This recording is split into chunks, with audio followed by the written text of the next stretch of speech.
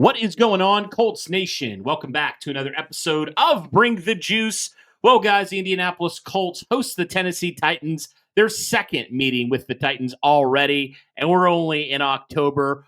But before we go any further into this matchup, just want to say this episode is sponsored by FanDuel. Guys, right now, the Indianapolis Colts, heavy favorites to win the AFC South. They sit at a negative 270 right now on the odds for the Colts winning the South. Also negative 950 on winning 10-plus regular season games.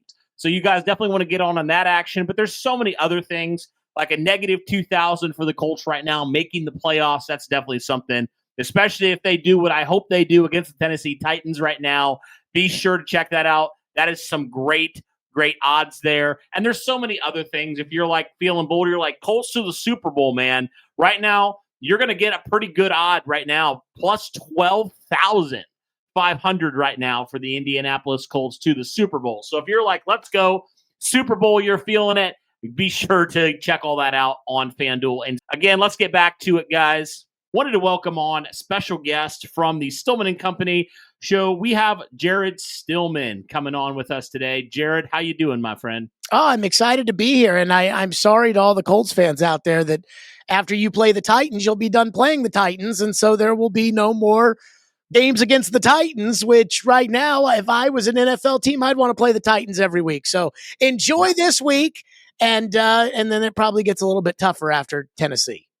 Yo, absolutely. I mean, definitely a great victory, man, for the Indianapolis Colts last week. You know, a lot of people, I'm sure you've seen the different, takes of people saying, oh, the Colts aren't that good. Colts haven't beat anybody, all this kind of stuff. Man, what's your take, Ben, of the Colts now through 7 weeks, 6-1 with, honestly, a couple dumb mistakes in SoFi a few weeks prior to potentially being in 7-0, but 6-1 still best record in the NFL. What's been your take of the Colts? I think the Colts kind of remind me of the 2019 Titans that had a really solid team. They didn't have a great team, but they had a very solid team. And then Ryan Tannehill came in as somebody who was experienced, who, as a starting quarterback in the NFL, knew what to do and also what not to do, and really vibed with the offensive coordinator at the time in Arthur Smith. I think that's what's happened here. I think the Indianapolis Colts had a solid team. I think that they've built this team over years, whether it is with the offensive line with Nelson and Raymond and those kind of guys, or whether it is with Jonathan Taylor and Michael Pittman still from the 2020 draft. I love the fact that for years, I thought the Colts were totally setting themselves up for failure at the tight end position with Mo Alley-Cox and Jelani Woods. And so by using that pick and grabbing Tyler Warren, I think has been a humongous addition. And they understand that the best player on the team is Jonathan Taylor. And they're going to give the ball to the best player on the team. And so I think that has really helped the Colts. I think Lou Anarumo is a very sharp defensive coordinator. I know Cincinnati had their problems. I don't think that was Lou's fault. And so I think kind of the difference between Gus Bradley with Lou Anarumo, and I think that's been a humongous step forward. So I am impressed by the Colts. I did not think the Colts were going to be 6-1. I was pretty high on Daniel Jones as a potential reclamation project quarterback. And I think that he and Shane Steichen are married very well to one another. So I'm impressed. I am surprised, but I certainly think that there is staying power in an AFC where, while going into the year, it was easy to say Buffalo, Baltimore, Kansas City, all of those teams have flaws. Obviously, Baltimore stinks. Buffalo has flaws. Kansas City, outside of Mahomes, I don't even know if Kansas City is very good outside of Mahomes. And so I think it's a wide open AFC, and I certainly think Indianapolis is right there in the mix. You mentioned Daniel Jones. I mean, I know there were some people that said, hey, reclamation project. We've seen the Baker Mayfields of the world. But I think even so, like, nobody was going to anticipate what Daniel Jones has done so far. I mean, we know Shane Steichen, what he's done with Justin Herbert, Jalen Hurts in his time with those two teams. But just talk to me, man, about Daniel Jones and just how good he's played in terms of, he's putting the Colts offense in good positions. He looks poised, and he's not turning the ball over as well.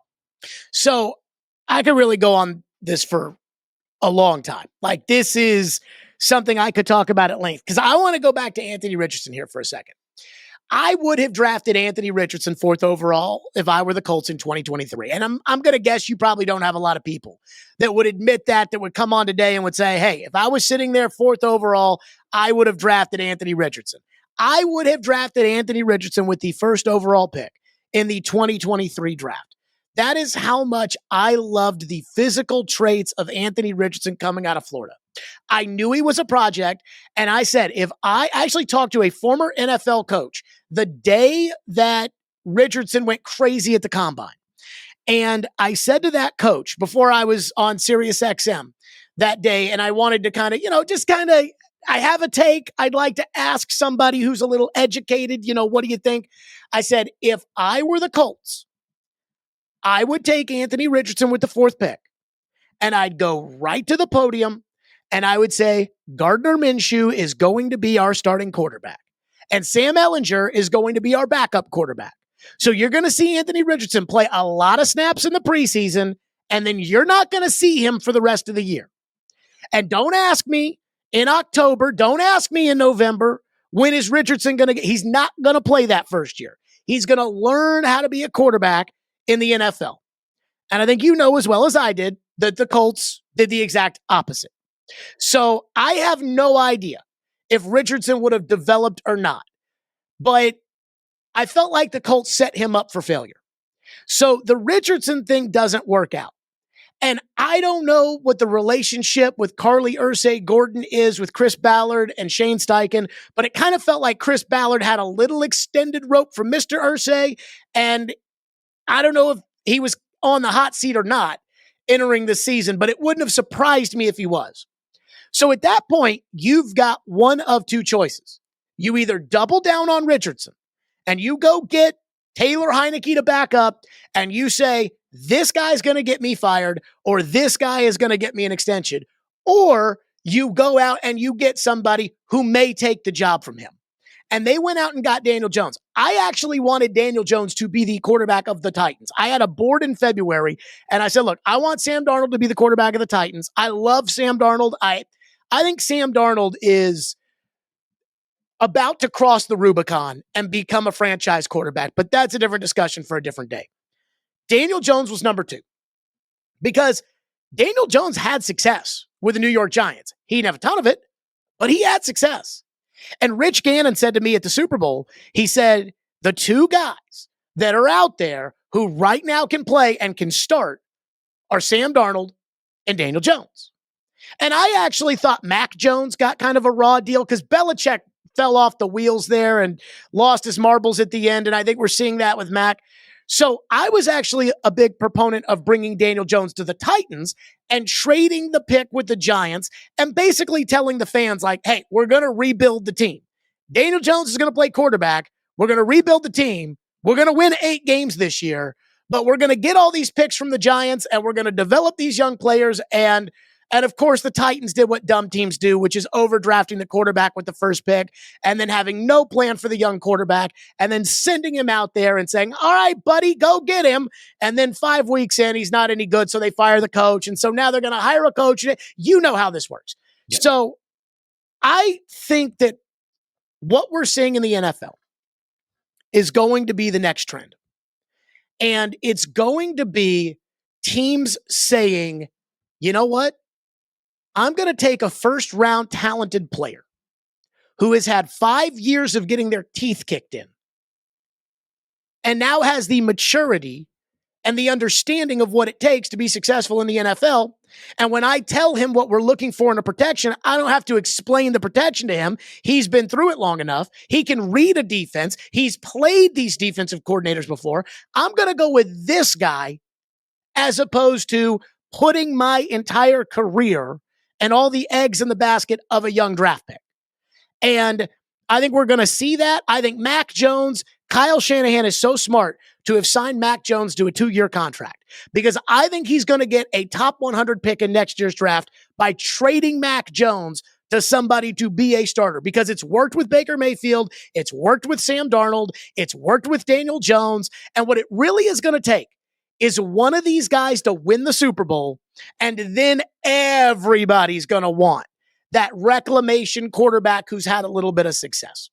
And so I am not stunned by what Daniel Jones has done. Am I surprised they're 6-1? Yeah. Am I surprised it's the number 2 offense in the NFL? Sure. But I'm not surprised that Daniel Jones, not having the pressure of being that top pick in New York, who is following Eli Manning, who understands the game, is matched with a coordinator who knows how to scheme up an offense.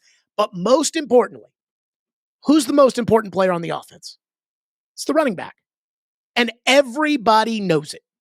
Daniel Jones knows it. Shane Steichen knows it. Jonathan Taylor knows it. And so they've built their team around that.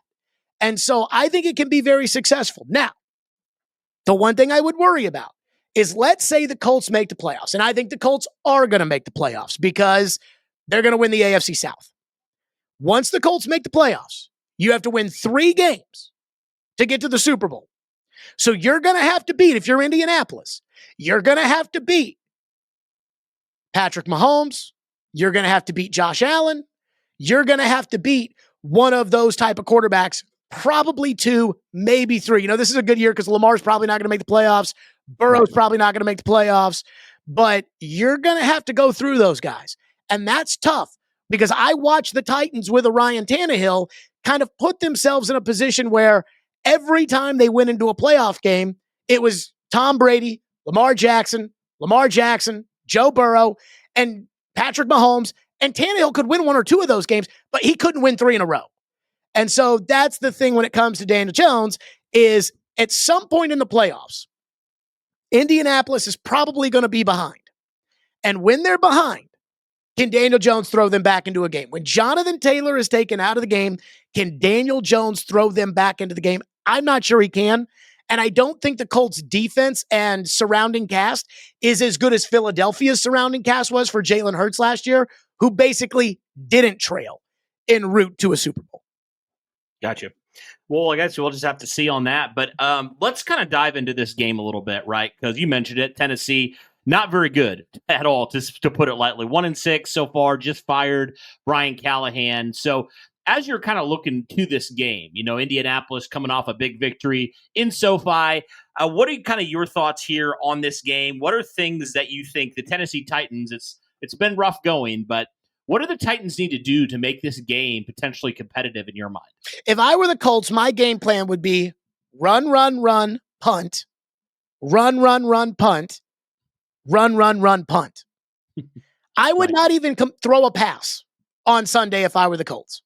You've got the best running back perhaps in the entire league with a dominant offensive line going up against a Titans team without Jeffrey Simmons. Jeffrey Simmons is the only good player the Titans have on defense, and he's out. So all you have to do is run the ball up the middle. And then the Titans are so bad on offense. Cam Ward is so bad right now. I think Cam Ward's going to be a bust. Cam Ward is so bad right now that I welcome, if I'm Indianapolis, I welcome punting the football to Tennessee. Because with the ball in Cam Ward's hands, he's likely to do what he did the first matchup, which is just lollipop a throw right over to a DB who runs it into the end zone for a touchdown.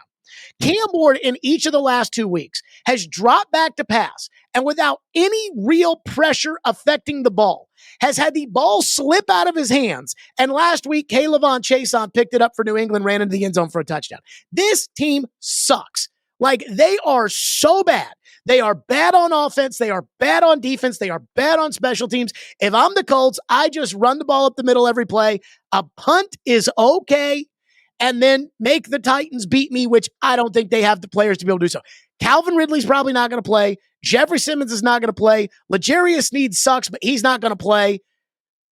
This is a AAA team that the Colts are playing on Sunday. We don't even talk about the games anymore here. Like, it's not crazy. There's no reason to talk about the games. They're so bad. They are so bad. And because of that, it's all about, okay, well, who's going to get fired next, or who they're going to hire next? Or we've had a big debate in town about whether or not Cam Ward's a bust. Most people are doing the whole, it's only 7 games. I think he's going to be a bust. But if you had to give me a percentage on it, I'd put it like at 98%. I mean, anything's possible in the NFL. The Colts had one of these teams years ago that went on the road with, I want to say, Dan Orlovsky at quarterback. And they beat the Titans. And the Titans that year finished 9-7 and just barely missed the playoffs. And it was because in December they lost to that Kerry Collins, Dan Orlovsky Colts team. So anything is possible as far as Sunday's concerned. But I mean, I really just don't see a real path to victory unless Indianapolis goes out and parties all night.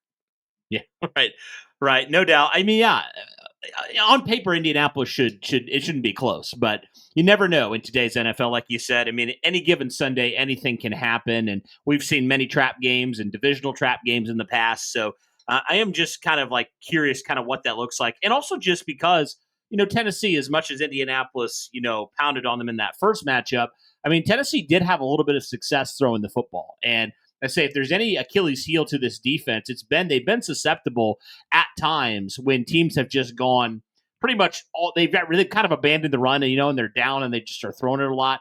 Colts are having a lot of young and inexperienced DBs out there right now, and there's been some lapses in coverage. So do you see that potentially being something that Tennessee could exploit a little bit like they did in the first matchup? No. I mean, okay. Tennessee against Indianapolis, you're like, they had some success throwing the ball. I had to go look. Cam Ward had a QBR of 32.3 in that game. And that was with Calvin Ridley playing in the game. Now, he only had one catch for 27 yards on 7 targets. Woof. But the Titans are so bad. Cody, they're so bad. Ward is so bad. I cannot believe they took him with the first pick, considering that the report was the Giants offered 2 1s and 2 2s, and Tennessee treated that pick and treated Ward like a team would treat Caleb Williams. And I'm like, he's not that good. Nobody considered him that good going into the draft. He was the best quarterback in a bad QB draft, and they were just blown away by him, and I don't know why. And he's just not good enough to beat them. If the Titans had signed a real backup quarterback, they've got Brandon Allen as their backup, and I'm kind of convinced that the Titans may be holding back on the payroll just because they're building a new stadium and the owners are not incredibly wealthy. So that may have something to do with it. But if the Titans had signed a real backup quarterback, I would tell you right now that real backup quarterback should be in there ahead of Cam Ward if they were trying to win.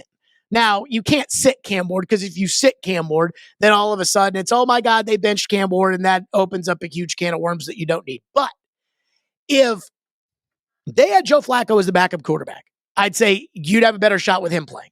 If they had Mac Jones as the backup quarterback, again, it's not like Mac Jones is making $10 million, but he's making $6 million. Right. If you add that guy as the backup quarterback, that guy is better than Cam Ward, and the Titans have Brandon Allen. So long story short, no, I don't know anything about the Colts defensive backs. All I know is Cam Ward stinks. The play calling stinks. The offensive line stinks. The receivers stink. The running game stinks. It's all bad. I think they're 32nd in the league in offense. And if Cam Ward quarterbacked the Dallas Cowboys, it would be a national story every week about just how horrendous he has been and how horrendous this situation for him has been.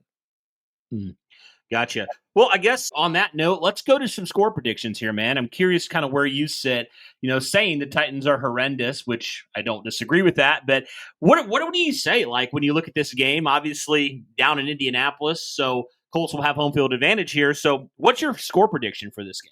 So Vegas opened up, I think, at 14 was the number for the game. I think it's now 14.5. I think the reason that number's so big, and remember, the reason that they make a line is not because they think Indy's going to win by 14, but it's because they want people to bet both sides of it. So if they get 100% of the bets, or 100 bets over here and 100 bets over there, they get the 10% in the middle.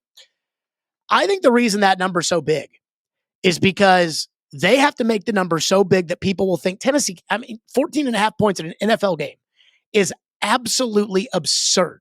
Yeah. The second largest line of the week is 7.5. Buffalo, Carolina, Atlanta, Miami, and the Giants and the Eagles, which I am a little surprised by the fact that the Eagles are 7.5 point favorites after the Giants absolutely ripped them apart 2 weeks ago. But fine.